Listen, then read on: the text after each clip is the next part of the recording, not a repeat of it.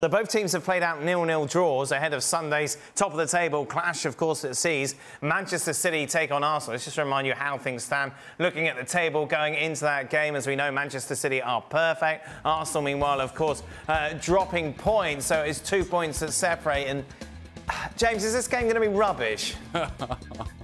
Yeah, it might be. I mean, obviously City, I know City are top of the table, but they've not. I don't think they've quite hit the straps yet. And look, I mean, I think if this game was coming later in the season, it would be an extension of the sort of narrative of Arsenal went there last season and felt they had a point to prove. They were getting rolled over by City year after year after year in that game. 2 years ago, they went there and lost 4-1 right at the end of the season, and it was men against boys stuff, really, and they were kind of bullied out of it. Last year, they went and they dug in and they showed this kind of resilience, and they got a 0-0 draw. They didn't show the ambition and the appetite to go and try and win the game.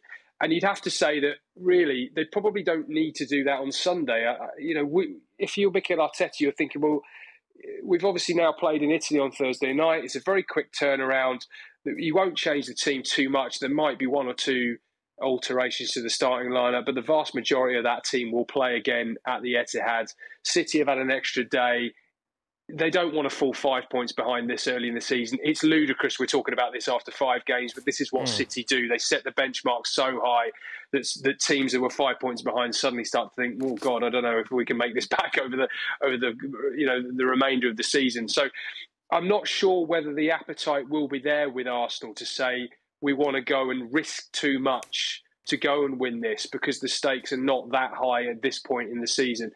And I think it's quite interesting. I think it's relevant to both tonight and Sunday's game that when I spent some time with Arsenal in pre-season and spent some time with some of the players and some of the executives, one of the areas that they really felt they needed to improve upon was they kept talking about they want their worst level to be better.